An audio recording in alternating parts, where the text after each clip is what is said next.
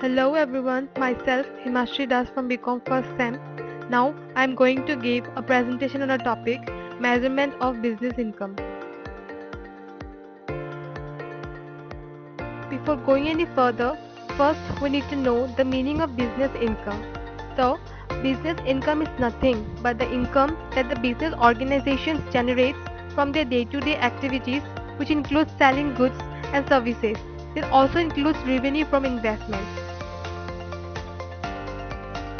Next, we'll be discussing about the features of business income. Firstly, income from normal business. This means that business incomes are the incomes earned from ordinary course of business in which it deals. Secondly, business is based on documentary evidence. This means business incomes are based on documentary evidence like books of accounts, relevant vouchers, etc. Thirdly, it is earned income. This means business income includes only those incomes which are actually received. The earning which is not yet received is not business income. Fourthly, it is based on accounting period concept. This means it refers to the financial performance of the firm for a definite period of time. Fifthly, business income is based on the recognition and measurement of revenue. It is based on realization concept and ignores unrealized gains by holding stock of goods and holding of fixed assets. Sixthly, business income is measured by applying matching concept. Only those expenses are matched with the revenues that are incurred to earn these revenues in a particular period. Next, I'll discuss about the objectives of income measurement. The first objective is performance measurement. It is the primary objective of measuring income. By measuring the income, we can know the performance of an organization for a particular period of time. Second is measurement of comparative efficiency. Measurement of income helps in comparison of two organizations or of a same organization but for different accounting periods. Third objective is it helps in taking dividend decisions like fixing of rate of dividends.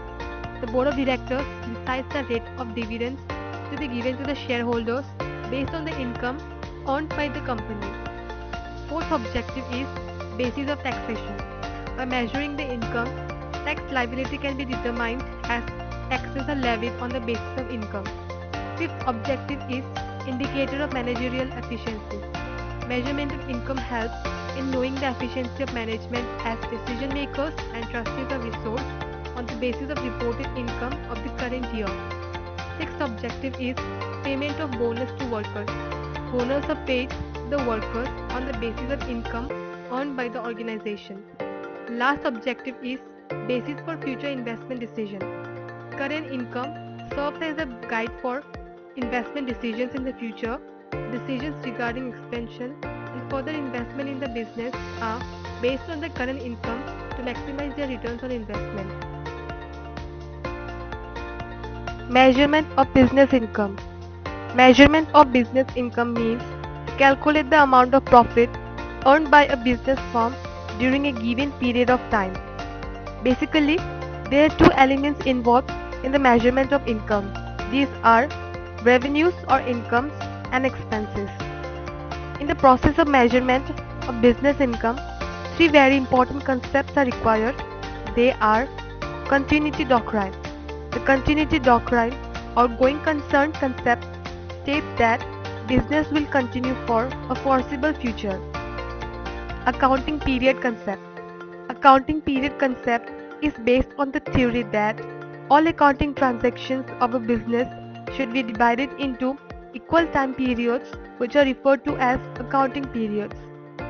Last, matching concept. This simply implies that revenue and production cost must be calculated during the same accounting period. Steps in measurement of business income. The first step is determination of accounting period. For providing timely information, the indefinite life of the business is divided into shorter intervals. These shorter intervals are called accounting periods. The accounting period normally has a time span of 1 year. For measurement of income, the determination of accounting period is the first step. The second step is identification and recognition of revenues relating to the accounting period. Revenues are recognized on the basis of realization concept. Revenue is usually recognized as being earned on the date when goods or services are furnished to the customers in exchange for cash or for other valuable consideration. Third step is recognition of expenses and matching of cost with revenues. An expense is incurred when goods or services are consumed in the process of earning revenue. Expense is recognized in the period in which associated revenue is recognized. Approaches to income measurement. In order to measure income, four main methods or approaches can be used. They are: first approach is operation or transaction approach. The transaction approach is the concept of deriving the financial results of a business by recording individual revenue, expense, and other purchase transactions. These transactions are then aggregated to see if a business has earned a profit or a loss. The second approach is the activities approach. The activities approach is an assessment of an organization's activities instead of the transactions. In this way, it differs from the operation approach. Income is documented when certain activities or events takes place, not as a result of specific transactions in the activities approach. The following activities trigger the recording of income: planning, purchasing, production, sales. The third approach is balance sheet approach. This approach looks at the balance sheet to assess profit or loss. The last and the fourth approach is value-added approach. This approach measures income in comparison to the value added by the company during the reporting period. It also examines the differences between the value of output over the cost of materials and input. Capital and revenue expenditures and receipts. Capital receipt. They are the non-recurring income, cash flow into the business that leads to the creation of liabilities and a decrease in company's assets. Capital expenditure. These are the funds used by a company to acquire, upgrade, and maintain physical assets such as property, plants, buildings, technology, or equipment, etc. Revenue receipts. These are the money received by a business through normal business operations. They are recurring in nature.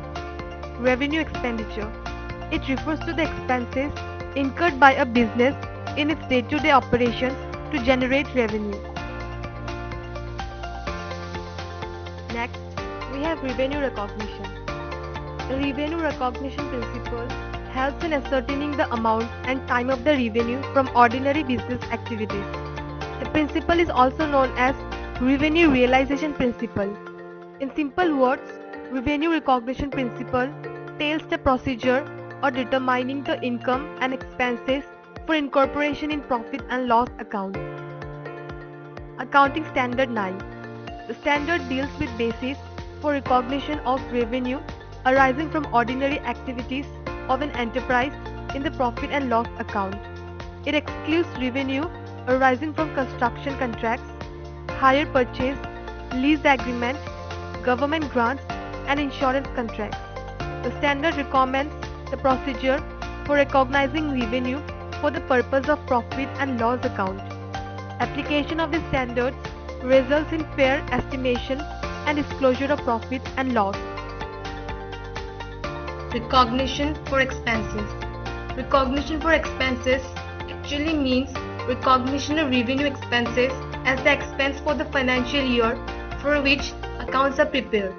In other words, while ascertaining the operating results for a particular accounting period of an entity, in the revenue statement, along with revenue, all expenses incurred for earning that revenue must also be recognized. Hence, recognition of these expenses go hand in hand with revenue recognition. Indian Accounting Standard 18.